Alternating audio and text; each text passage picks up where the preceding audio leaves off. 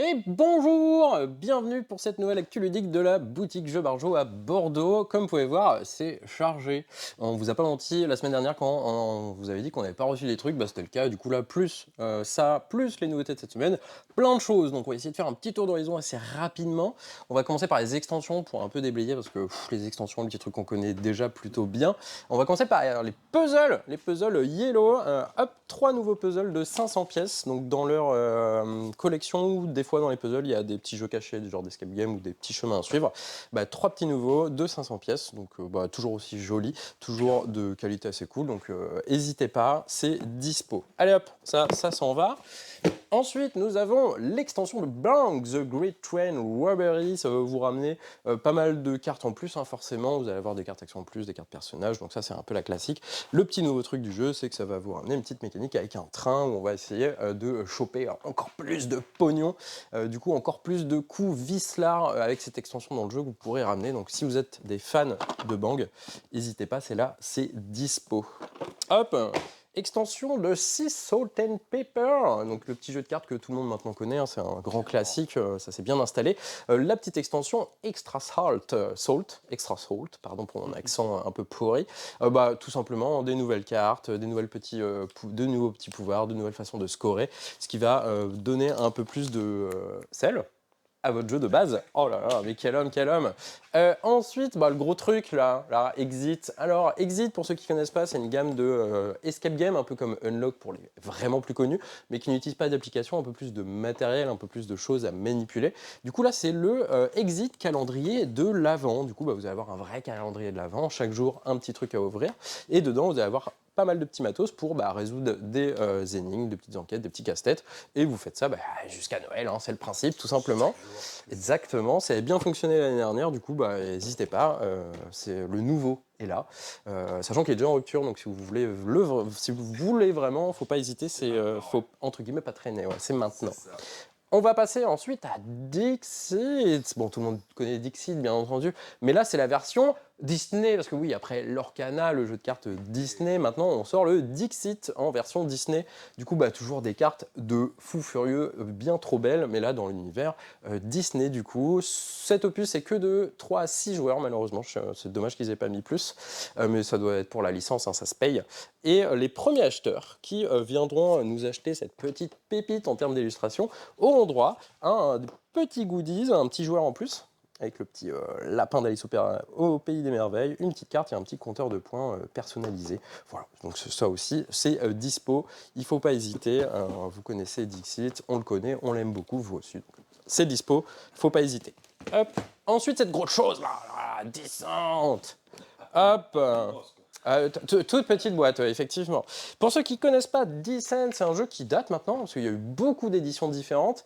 L'année dernière, ou il y a 2 ans, ils avaient fait la première boîte de la nouvelle édition. C'était l'acte 1. Et du coup, maintenant, l'acte 2 arrive, la guerre du traître. Donc j'insiste sur le fait que c'est une extension. Si vous n'avez pas la première boîte, vous ne pouvez pas jouer à la seconde, parce qu'il va y avoir un fluff qui va continuer, un petit fluff narratif. Donc pour ceux qui ne connaissent pas trop, c'est un jeu coopératif d'aventure scénarisé où vous allez avoir des personnages que vous allez upgrader au fur et à mesure des aventures, des trucs à trouver, des boss à combattre, des monstres à décaniller par millions. Voilà, donc Descent, c'est dispo, faut pas hésiter. Bon, celui-là, je vais le laisser là. Du coup, pour les extensions et les jeux un peu dérivés, on est tout bon. On va passer à allez, Café Del Gato, qui est juste ici, que nous, on a beaucoup aimé, que ce soit en termes de matos et de principe et de coolesque, on va dire ça comme ça. Hein. C'est de 2 à 5 joueurs. Ça marche aussi bien à 2 qu'à 3, 4, 5 pour moi, sans aucun souci, même si vous êtes plus, il y aura un poil plus d'interaction au niveau de la prise des petites tuiles. Donc ça, c'est vraiment un petit jeu familial, sans prise de tête, mais quand même, vous allez réfléchir un peu. Du coup, le but du jeu, c'est de marquer un maximum de points. Pour marquer des points, vous allez préparer des cafés. Pour préparer des cafés que vous avez via des petites tuiles ici, donc chaque joueur aura les mêmes tuiles devant lui, il va falloir les remplir de tuiles. Et c'est là le petit truc du jeu, parce que déjà, les tuiles, le matos est juste dingue, c'est trop bien. Vous allez avoir des tuiles blanches, des tuiles noires, et il va falloir répondre aux demandes de vos cafés, parce que là, il faudra mettre un noir, un blanc, sachant qu'on peut commencer que par les cases du bas et ensuite monter dans chaque café. Du coup, il va falloir faire attention à ce que vous prenez. Vous allez avoir un peu d'argent au début de la partie, et pour prendre cette petite tuile, c'est là le petit truc du jeu. Si je veux le 4 blanc, ça me coûte 2, parce que le 2 en face, c'est un 2. Si je veux le 3, ça me coûte 1. Par contre, si je veux vraiment celle-là, il y a un petit surcoût, donc c'est mieux de prendre ici. Et le petit truc du jeu qui est sympa, c'est que si, par exemple, je prends le 4, parce que ça coûte que 2, donc c'est assez rentable, bah, je vais retirer le 4 et la pile va descendre. Et du coup, ça va changer les prix de toutes les autres petites tuiles à récupérer pour les prochains joueurs. Du coup, il va y avoir pas mal de réflexions là-dessus, sachant que pour marquer des points, bah, il va falloir remplir un café. Et à votre tour de jeu, au lieu de faire l'action, bah, prendre une petite tuile là, vous allez livrer votre café. Vos cafés doivent avoir une certaine valeur cumulée avec les tuiles qui sont dedans, parce que vous allez avoir des jetons de points de victoire qui vous réclament une certaine valeur, donc premier arrivé, premier servi, bien entendu. Et quand vous le livrez, bah, en fonction des symboles que vous avez mis dedans aussi, vous allez récupérer un certain nombre de pognons. Plus dans le café, il y a le même symbole, plus vous allez gagner de l'argent quand vous allez vendre votre café. Du coup, il va y avoir aussi une petite notion de rythme dans la partie qu'il va falloir prendre, faire attention à ce que font les autres. Donc c'est plutôt chouette, c'est des règles super accessibles, mais assez tactiques au final. Du coup, je vous le conseille à fond aussi. On va passer à un jeu un peu plus cérébral, c'est Archéologique, le nouveau jeu de Johan Levé, l'auteur de Turing Machine, pour ceux qui connaissent un jeu un peu vraiment un peu froid mais très calculateur, parce qu'on va devoir déchiffrer des codes. Ici, il fait un petit jeu avec Archéologique qui est un peu semblable, hein, il va falloir trouver quelque chose de bien précis, pas un code cette fois-ci, mais c'est beaucoup moins austère, on va dire. Vous avez vraiment un petit univers derrière, du coup, vous êtes un peu plus dedans, quoi. Du coup, archéologique, qu'est-ce que c'est? Nous sommes des archéologues, hein, forcément, et on est tous à la recherche d'une cité. On recherche tous la même, hein. Vous allez prendre au début de la partie une petite carte qui dit, qui vous le dit pas, mais qui dit que tout le monde va devoir trouver le truc qui se cache derrière, quoi, grosso merdo. Ce qui est à trouver, c'est assez simple. Chaque joueur va avoir un petit carré, ici, de 5 cases sur 5. Vous avez A, B, C, D, E sur la ligne comme ça, et sur la colonne, vous avez 2, 3, 4, 5. Chaque joueur a des tuiles qui représentent des bâtiments, donc c'est les mêmes tuiles pour tout le monde, hein, forcément, parce que tout le monde recherche la même cité, et il faut être le premier joueur à trouver comment la cité est construite dans son petit carré. Du coup, il va falloir trouver cette tuile elle est là, cette tuile elle est là, etc., etc. Comment ça va se passer? Vous allez avoir à chaque tour une action à faire. Ça va être une question à poser à l'archéoscope. Pardon. Du coup, en fonction de votre question, ça va vous coûter un certain nombre de temps. Parce que à chaque tour, il y a une petite chose qui va se décaler ici, qui va vous dire vous pouvez interroger la machine que sur la ligne C ou sur la colonne E. Si vous ne voulez pas poser des questions là-dessus, il va falloir payer encore plus de temps pour pouvoir changer et avoir plus de contrôle là-dessus. Petit souci, c'est que c'est pas chacun notre tour. Le tour du joueur qui doit jouer, c'est celui qui a utilisé le moins de temps dans ses actions. Du coup, un même joueur, s'il fait des petites questions, peut jouer plusieurs fois d'affilée, un peu comme dans Patchwork, si vous connaissez. Enfin bref.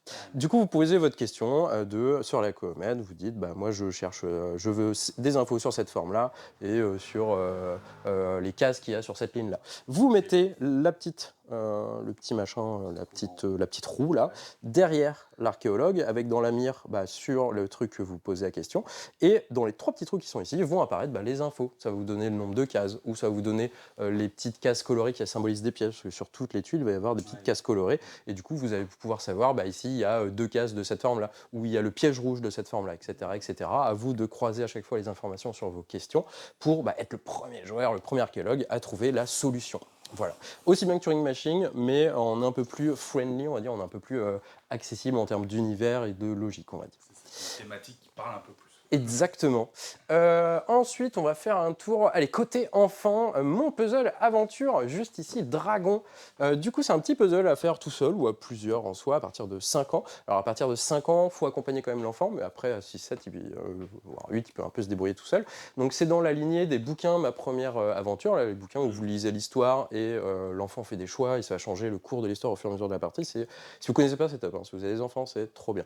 Et du coup, là, ils font des petits puzzles, donc un peu dans la même idée. En premier, il va falloir faire le puzzle, et ensuite, via une série de petites questions, de petites énigmes, ainsi de suite, il va falloir trouver dans les détails des tuiles, les retourner, etc., des petites solutions qui vous amènent à la suite, et ainsi de suite. Donc c'est vraiment cool, petit jeu vraiment très sympa. Ça, on vous recommande à fond, hein, comme les bouquins, ça c'est vraiment top. J'ai hâte qu'ils sortent les autres. Ouais, c'est les puzzles en plus sont vraiment costauds, donc l'enfant ne peut pas le plier, quoi. Donc c'est prévu pour. Ensuite, pour les enfants, Maître Renard, du coup de 2 à 4 jours, celui-ci à partir de 7 ans. C'est une réédition d'un vieux jeu qui avait très bien fonctionné parce que Il avait gagné l'As d'or en 2015 ou 2016. C'est pour ça qu'ils ont mis 2 dates. À mon avis, ils se souviennent même plus. Enfin bref. Du coup, on est content qu'il revienne parce qu'il est vraiment cool. Parce que c'est un jeu qui va forcer l'apprentissage, on va dire, du tactile aux enfants. Et ça, c'est plutôt chouette parce que c'est pas quelque chose qu'on voit souvent. On va mettre des petits cache-œil là qu'on voit ici. Avant qu'on mette le cache-œil, on regarde ce que nous demande la carte, parce que les cartes vont nous demander certains pions, le cochon, la poule, etc. Et du coup, pour les retrouver, c'est pas aussi simple, parce que vous allez devoir mettre un bandeau sur les yeux, et vous allez fouiller dans la boîte, à l'aveugle, et il va falloir essayer de trouver le bon petit meeple qui correspond à la demande, en fonction de la forme. Et ça, c'est vraiment chouette, ça marche d'enfer, les enfants s'amusent super bien. Vous pouvez faire soit chacun votre tour, soit tous en même temps, là c'est le bordel, mais c'est ce qu'on aime. Hein, donc n'hésitez pas à mettre un art, c'est vraiment chouette, on est bien content qu'ils reviennent. Allez, des gros jeux. Un petit jeu, mais trop bien, et un gros jeu, très cool aussi. On va commencer par le gros, hein, comme ça fera un peu de place. Alors, Monumental, après Mosaïque, un jeu de civilisation qu'on vous a présenté dans notre dernière vidéo, maintenant c'est au tour de Monumental de sortir, donc un jeu de civilisation aussi, mais il va y avoir une grosse différence en termes de mécanique et d'ambiance, que dans Mosaïque c'est plus du développement, il n'y a pas vraiment de baston. Ici par contre on va se bastonner, hein. Voilà, c'est ça, dans la boîte on y va quoi. Donc vous allez avoir un plateau fait de tuiles, donc déjà une bonne rejouabilité parce que vous pouvez changer le plateau à chaque fois. Chaque joueur va avoir un peuple asymétrique, bien entendu avec des petits pouvoirs que les autres n'ont pas. Le but du jeu, c'est de marquer un maximum de points, et pour ça, comme c'est un 4X, vous allez explorer, vous allez construire des avant-postes, des villes, vous allez gérer des ressources, vous allez combattre, hein, forcément. Du coup, vous allez pouvoir combattre des tribus barbares qui vont vous donner des petits bonus, ou vous allez pouvoir combattre l'autre pour dire hop, tu dégages. Après, c'est pas de la destruction comme, je sais pas, à risque pour le plus connu, entre guillemets. Votre unité qui est détruite retourne dans votre camp de base. Donc, vous pouvez ensuite la redévelopper, la redéployer exactement. 3 types d'unités, vous avez votre champion avec des petits pouvoirs ou qui donne des points supplémentaires quand il fight. Vous avez les petites unités, les petits spadassins, les trucs qu'on envoie à la sauce, quoi. Et l'explorateur qui peut se déplacer un peu plus vite. En termes de mécanique de jeu, c'est un genre de deck building un peu différent parce que c'est assez original. Chaque joueur a devant lui, c'est dommage qu'on ne voit pas, on a un carré de cartes de 3 par 3. Okay. C'est des cartes qui vont vous servir d'action. À vos tours de jeu, vous allez pouvoir activer une ligne et une colonne. Donc vous allez incliner les cartes pour dire moi je fais ça. Et toutes les cartes que vous avez inclinées vont vous donner leurs bonus et leurs actions. Donc vous allez gagner des ressources, vous allez pouvoir vous développer, vous allez pouvoir dégager encore des trucs pour les rendre dispo. Enfin bref, il y a pas mal de petits combos comme ça. Il va falloir bien réfléchir sur la disposition des cartes, sachant que avec vos ressources, vous allez pouvoir faire des trucs sur le plateau, mais vous allez pouvoir aussi acheter des développements, des nouvelles cartes actions, sachant que les nouvelles cartes actions vont venir agrémenter votre jeu de base pour le rendre plus fort. À la fin de votre tour, toutes les cartes que vous avez inclinées pour faire leur effet, elles dégagent. Et du coup, vous allez mettre à la place des cartes de votre deck. Et du coup, ça va refaire des lignes et des colonnes différentes. Il va falloir bien gérer ça parce que les cartes que vous achetez vont au-dessus de votre paquet. Donc, vous pouvez à peu près vous organiser pour que telle ligne soit comme ça, telle colonne soit comme ça. Et il va falloir s'en tirer le mieux. Bien entendu, des technologies à développer, des merveilles à construire avec plus d'effets, pas mal de façons de gagner des points. À vous de voir ce qui va tomber, à vous de vous, qu'on appelle ça, s'adapter. À vous de vous adapter au mieux pour gagner la partie en ayant un maximum de points de victoire. Donc ça, c'était Monumental. Maintenant, on va passer en vrai à notre petit chéri. Hein. Je pense qu'on est d'accord là-dessus. On a fait une partie, on l'a testé en boutique. On a eu tout de suite l'envie d'y rejouer, mais bon, on ne pouvait pas, on était en boutique, il fallait un peu travailler quand même. Du coup, Faraway, c'est de 2 à 6 joueurs. Cette petite boîte, et ça fonctionne aussi bien de 2 à 6. Donc ça, déjà, c'est trop cool. Seul petit truc, moi, ce que je trouve, c'est la grandeur de la boîte. Elle est un peu grande pour ce qui est à l'intérieur, mais le jeu est trop bien. Du coup, Faraway, comment ça se passe? C'est tout con, les règles sont super simples. Vous allez avoir des cartes comme ça, qui sont des cartes que vous allez explorer, qui symbolisent des paysages de ce continent far away qu'on ne connaît pas trop. Ensuite, vous allez avoir des cartes ici qui seront des découvertes, des reliques, des trucs que vous allez pouvoir choper au cours des artefacts, je crois que c'était ça, que vous allez pouvoir choper au cours de la partie. Alors, chaque tour, c'est assez simple. Vous allez avoir autant de cartes que de joueurs dans la rivière de cartes, donc on va dire qu'on joue à 2, donc on a 3, parce que c'est X plus 1. Et à mon tour de jeu, je vais poser une carte de ma main en jeu. Et on va dire que je vais poser celle-là, et je vais prendre une nouvelle carte. Voilà, aussi simple que ça, vous voyez, c'est assez bête. Du coup, on va faire ça au fur et à mesure de la partie, assez simple. Hein. Je vais rejouer une carte, là, hop, il y a une nouvelle carte qui sont apparues, je vais en reprendre une, et ainsi de suite. Le petit truc du jeu, du coup, on va vous faire un petit exemple. Hein. Tac, tac, tac. Alors, 1, 2, 3, 4, 5. On va jouer 8 fois comme ça, c'est pour ça que c'est assez court et c'est pour ça qu'à la fin de la partie, vous vous dites « j'ai envie de rejouer, c'est pas assez, je veux rejouer ». Du coup, on va jouer comme ça 8 tours. À chaque tour, je pose une carte, j'en pioche une nouvelle assez simplement. Quand vous posez une carte, si le numéro ici est supérieur à la carte d'avant, vous piochez une ou plusieurs cartes comme ça. Plusieurs va dépendre du symbole qu'on ne voit pas forcément dans mon exemple. Hop, si vous avez des symboles de petites cartes comme ça, ça vous fait piocher plus de petites cartes comme ça. Ça vous donne plus de choix, ce qui est quand même vachement intéressant parce que ces cartes vont être super importantes, vous allez voir pourquoi. Une fois qu'on a fini nos 8 manches, c'est le calcul des points. Mais attention, le petit twist, ouf. Et là, on va calculer les points à partir de la dernière carte. Donc par exemple, on va, pour bien visualiser les choses, hop, donc 1, 2, 3, 4, 5, 6, 7, 8, et du coup je vais commencer à scorer avec cette carte-là. Donc je la retourne, ça me donne 3 points pour chaque icône comme ça que j'ai de visible. Ah non, ah c'est raté, du coup on va faire là, ça me donne 2 points pour chaque symbole lune qu'il y a. Donc là ça me fait 4, c'est cool, sauf que pour que ça soit activé, il fallait une ressource comme ça. Et j'en ai pas de dispo, ça ne fonctionne pas non plus. Zut alors.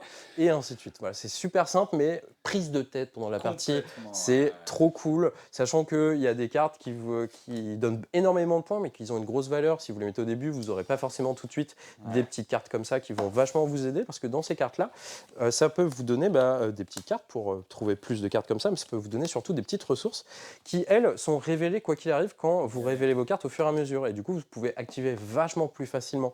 Parce que dans notre exemple, est-ce qu'on a un truc qui fonctionne?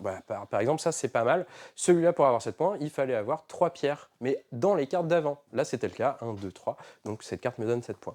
Voilà, c'est aussi simple que ça. Chaque tour, vous posez une carte de votre main en jeu. Si elle est supérieure en termes de valeur à la précédente, vous piochez une petite carte relique. Vous repiochez une carte dans la réserve de cartes. Et c'est à l'autre joueur de jouer. Il fait pareil. Et on fait une nouvelle manche. 8 manches comme ça, calcul des points. Voilà. Des parties de 15-20 minutes, mais bon Dieu, qu'est-ce que vous avez envie d'y revenir. C'est vraiment trop cool. Ça, je vous le recommande à fond. Vraiment, c'est pour moi un très bon jeu de l'année, sans aucun souci, by far. Voilà, on est bon. Petite autre chose dans les jeux de rôle. Nouveau bouquin pour D&D, Donjons et Dragons, Horizon de la Citadelle Radieuse. C'est sorti, c'est dispo. Ça va vous rajouter de la campagne, du fluff narratif. Du coup, si vous êtes dedans, nouveau bouquin, nouvelle add-on, comme on dit. Voilà, en ce qui concerne les nouveautés, c'est tout. Il y en a plein. En concernant nos petits événements, ce soir, vous avez un tournoi Pioneer. Samedi, demain, je ne sais pas, donc tant pis. Dimanche, un Duel Commander, par contre, pour Magic the Gathering, qui est doté avec des vraies cartes à gagner.